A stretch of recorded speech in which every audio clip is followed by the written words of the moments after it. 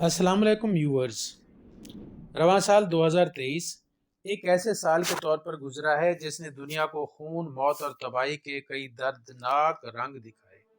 جب ایک طرف سرمایہ داروں کی بنائی ہوئی یہ جدید دنیا انسانوں کی عظیم بے حسی کی عکاسی کرتی رہی، تو دوسری طرف درد مند دل انسانیت کی مدد کے لیے والہانہ طور پر آگے بڑھتے رہے اور اپنی دولت اور اپنی آواز کے ساتھ اس کرۂ ارض پر موجود انسانیت کا بھرم قائم کرتے رہے۔ اس سال نے اگر ایک طرف سیاسی بحرانوں میں آنکھ کھولی ہے تو دوسری طرف انسانی بحرانوں کو بھی عروج پر جاتے دیکھا، اور نہ صرف خود درد سے کرلایا بلکہ لاکھوں انسانوں کی آنکھیں بھی نم کر دیں۔ اس برس نے آسمان سے بھی برستی موت کا خوفناک نظارہ دیکھا۔ سال 2023 کا سب سے اہم واقعہ جب افغانستان کو موت بانٹنے والی سرد لہر نے ڈھانپ لیا۔ ناظرین، 10 جنوری افغانستان کے لیے قیامت خیز دن ثابت ہوا۔ اس دن درجہ حرارت -33 ڈگری سینٹی گریڈ تک پہنچ گیا اور پہاڑی علاقوں میں 30 سینٹی میٹر یعنی 12 انچ تک برف باری ہوئی۔ شدید سردی کی وجہ سے کم از کم 166 افراد جاں بحق۔ افغانستان کو موت بانٹنے والی سرد لہر سے شروع ہوا۔ 10 جنوری 2023 کو افغانستان میں سردی کی لہر شروع ہوئی، جس میں درجہ حرارت -33 ڈگری سینٹی گریڈ تک پہنچ گیا اور پہاڑی علاقوں میں 30 سینٹی میٹر یعنی 12 انچ تک برف باری ہوئی۔ شدید سردی کی وجہ سے کم از کم 166 افراد جاں بحق ہوئے۔ 2023 کے سائیکلون فریڈی سے قبل کا مہلک ترین واقعہ تھا، جس میں تقریباً 80,000 مویشی ہلاک ہوئے۔ سردی کی یہ قاتل لہر اس وقت آئی جس سے نصف سے زیادہ افغان آبادی متاثر تھی، کیونکہ 2021 میں طالبان کے حملے اور امارات اسلامیہ افغانستان کے دوبارہ قیام کے بعد غیر ملکی امداد محدود ہو کر رہ گئی تھی، جب نیپالی طیارہ 72 مسافروں کو لے کر زمین بوس ہو گیا۔ 15 جنوری 2023 جب یٹی ایئر لائنز کی ڈومیسٹک پرواز 691 نیپال میں کھٹمنڈو سے پوکھرا کے لیے طے شدہ اڑان پر تھی، جیسی طیارہ پوکھرا ایئرپورٹ پہنچا، لینڈنگ کے دوران اچانک فضا میں رک گیا اور گر کر تباہ ہو گیا۔ اس میں سوار تمام 72 افراد ہلاک ہو گئے۔ 30 جنوری 2023 کو پشاور پولیس لائنز کی مسجد میں قیامت خیز خودکش دھماکہ ہوا، جس میں 100 سے زیادہ افراد جاں بحق اور 235 سے زیادہ افراد زخمی ہو گئے تھے۔ IGCTD خیبر پختونخوا شوکت عباس کے مطابق حملے کے ماسٹر مائنڈ اور خودکش حملہ آور ہینڈلر کو ٹریس کیا گیا۔ دھماکہ کالعدم TTP جماعت الاحرار گروپ نے کیا اور دھماکے کی منصوبہ بندی افغانستان میں ہوئی تھی۔ دھماکے کے بعد امتیاز خان نامی ایک ملزم کو گرفتار کر کے میڈیا کے سامنے پیش کیا گیا اور بتایا گیا کہ امتیاز اور خودکش حملہ آور نے افغانستان کے ایک مرکز اخنتے میں ٹریننگ لی تھی۔ چین سے نکلنے والے ایک اونچائی کے غبارے نے شمالی امریکہ کی فضائی حدود بشمول الاسکا، مغربی کینیڈا اور متصل ریاستہائے متحدہ امریکہ میں پرواز کی، جس نے امریکہ میں ہلچل مچا دی اور دونوں ممالک میں کشیدہ تعلقات میں مزید تناؤ آ گیا۔ 4 فروری کو آخر کار امریکی فضائیہ نے جنوبی کیرولینا کے ساحل پر امریکی علاقائی پانیوں کے اوپر اس غبارے کو مار گرایا۔ ملبے سے ملنے والی اشیاء کو تجزیے کے لیے ورجینیا میں FBI کی لیبارٹری میں بھیجا گیا۔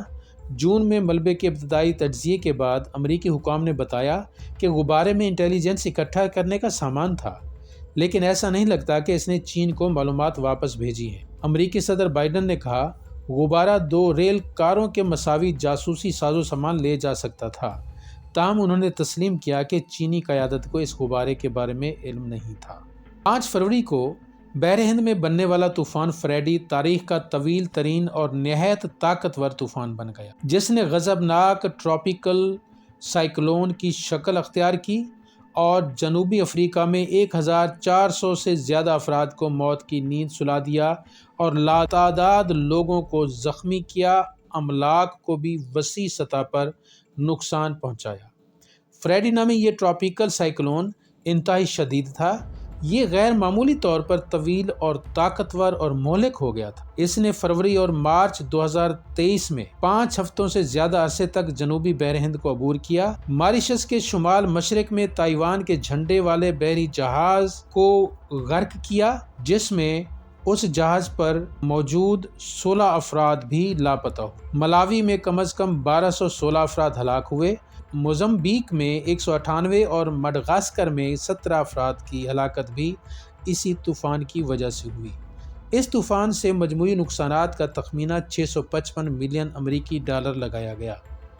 ترکیہ اور شام میں ہولناک زلزلہ۔ ناظرین، 6 فروری کو ترکیہ میں 7.8 شدت کا ایک تباہ کن زلزلہ آیا، جس نے جنوبی اور وسطی ترکی اور شمالی اور مغربی شام کو ہلا کر رکھ دیا اور ہر طرف تباہی کے دل دہلا دینے والے مناظر چھوڑ دیے۔ اس کے بعد اسی دن 7.7 میگنیٹیوڈ کے آفٹر شاک نے رہی سہی کسر پوری کر دی اور بڑے پیمانے پر نقصان ہوا اور تقریباً 50,000 سے زیادہ ہلاکتیں ہوئیں اور 1,21,000 افراد زخمی ہوئے۔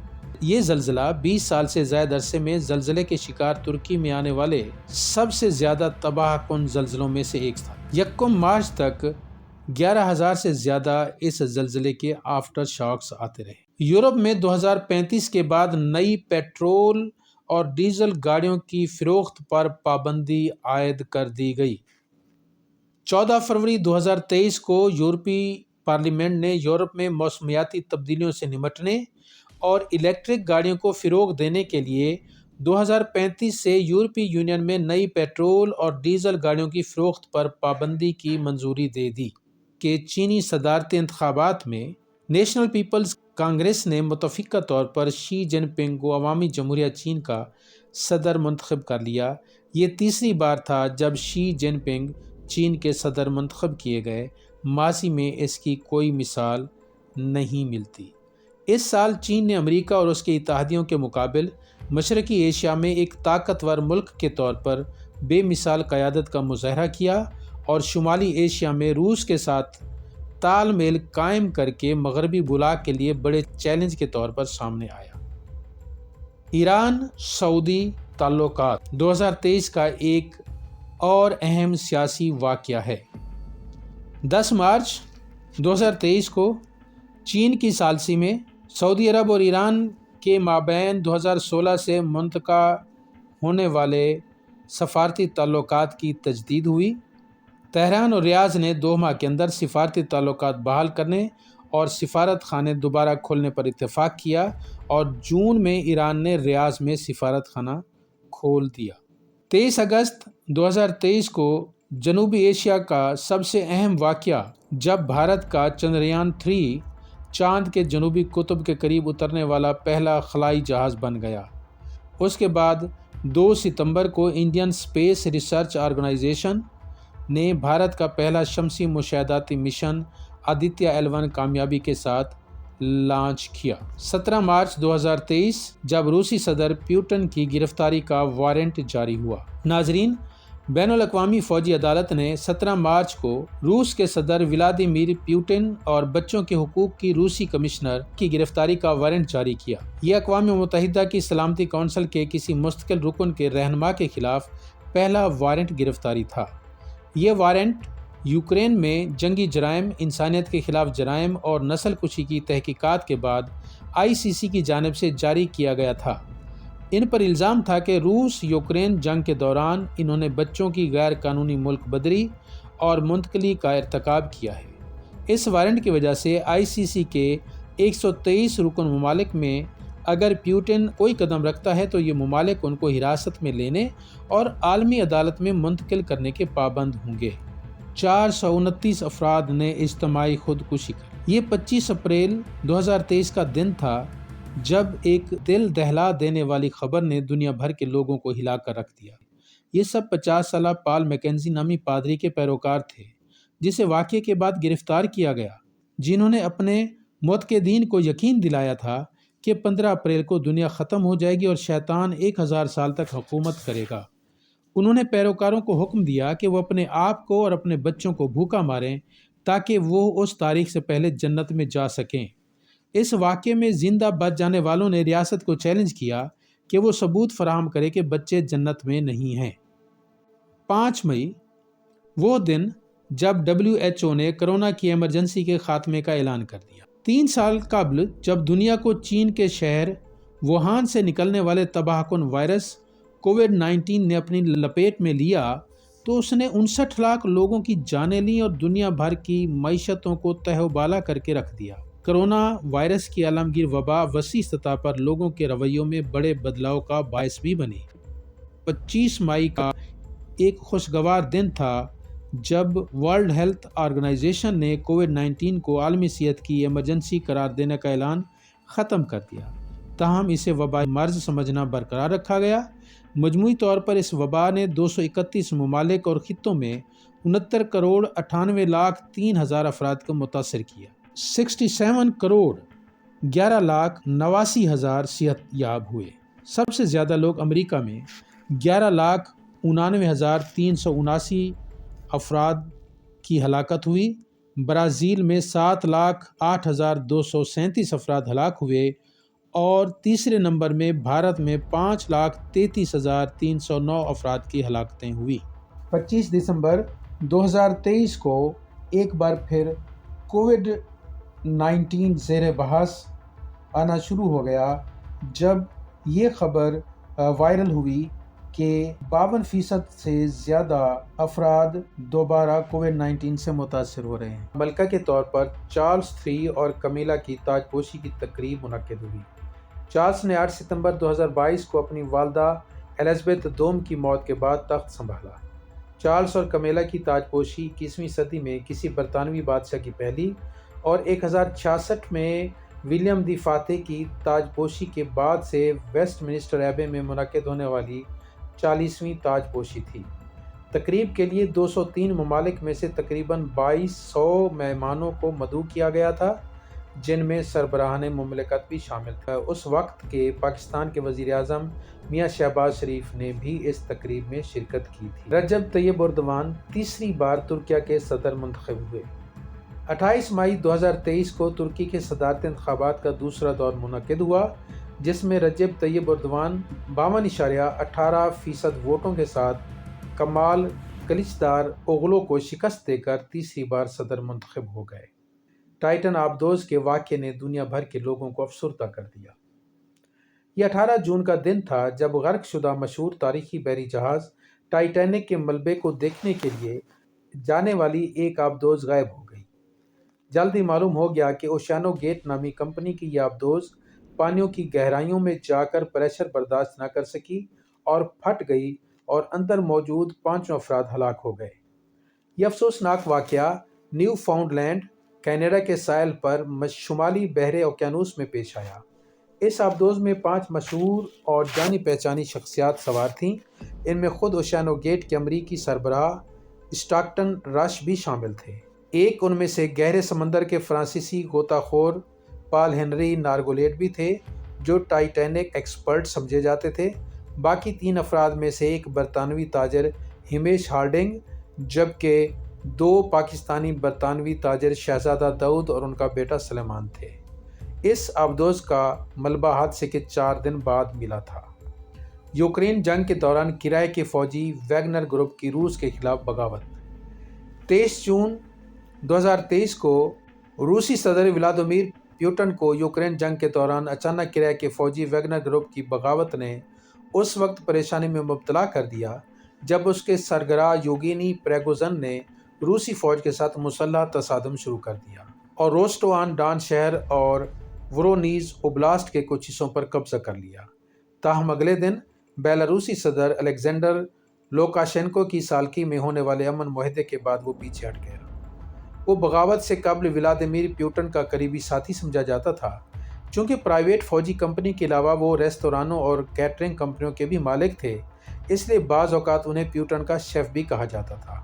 اس نے یوکرین پر روسی حملے میں اہم کردار ادا کیا تھا، جس کی وجہ سے FBI نے اس کے سر پر انعام بھی رکھا تھا۔ تاہم بغاوت کے بعد جب وہ اپنی فوج بیلاروس منتقل کرنے پر راضی ہوا، ٹھیک 2 ماہ بعد 23 اگست 2023 کو دیگر 9 افراد کے ساتھ ایک فضائی حادثے میں مارا گیا۔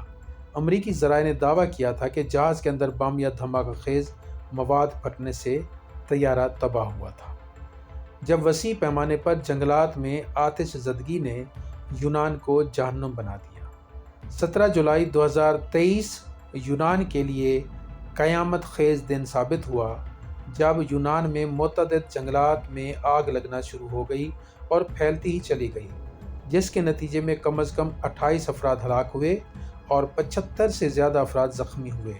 اس واقعے میں 80 سے زیادہ مقامات پر جنگلوں میں آگ لگی اور حکومت نے 79 افراد کو آتش زنی کے الزام میں گرفتار کیا۔ ایک پریشانی یہ بھی کھڑی ہو گئی کہ اس آگ سے شہروں کا درجہ حرارت بہت بڑھ گیا۔ روڈس شہر کا درجہ حرارت 45 ڈگری سینٹی گریڈ تک پہنچا اور یونان کو طویل ترین ہیٹ ویو نے اپنی لپیٹ میں لے لیا جو 16 سے 17 دن تک جاری رہی۔ نتیجے کے طور پر ہزاروں سیاح روڈس سے بھاگ گئے۔ حکام کا کہنا تھا کہ یہ ملکی تاریخ کا سب سے بڑا انخلا ہے۔ 28 ستمبر 2023 جب ایک طاقتور تباہ کن زلزلے نے مراکش میں تباہی مچا دی۔ یہ 8 ستمبر 2023 کا دن تھا جب مراکش بھی دیگر کئی ممالک کی طرح ایک تباہ کن زلزلے کا شکار ہوا۔ یہ زلزلہ 6.9 شدت کا تھا جس کا مرکز مغربی مراکش میں صافی صوبہ تھا۔ پہاڑی علاقے میں اس زلزلے نے بے حد تباہی مچائی اور کم از کم 2960 افراد ہلاک اور کئی تاریخی عمارتوں کو نقصان پہنچا۔ اس زلزلے سے 5 صوبے بھی متاثر ہوئے۔ ستمبر 2023 میں بحیرہ روم میں ڈینیل نامی طوفان نے خوفناک صورت اختیار کر لی اور 6000 سے زائد افراد کی ہلاکتوں کو ریکارڈ کیا گیا۔ تاہم درنا کے میئر عبدالمنعم الغیثی کا کہنا تھا کہ سیلاب سے تباہ ہونے والے اضلاع کی تعداد کی بنیاد پر شہر میں ہلاکتوں کی تعداد 18,000 سے 20,000 کے درمیان ہو سکتی ہے اور یہ افراد لاپتہ تھے۔ دراصل لیبیا کے شہر درنا میں 2 ڈیم ٹوٹ گئے تھے جس کے نتیجے میں شہر کا 1/4 حصہ تباہ ہو گیا تھا اور درنا کے گلی کوچے لاشوں سے بھر گئے تھے۔